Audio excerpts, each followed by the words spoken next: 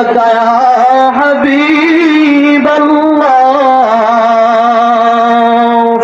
যেতে যদি পারতাম মদিনায় বলিতাম মনের বেদনা, চুমিতাম আপনার ওয়াজায়, শীতল হইত কলিজায়। ইয়া নবী সালাম, ইয়া রাসূল সালাম আলাইকা, ইয়া হাবিব সালাম আলাইকা, সালাওয়াতুল্লাহ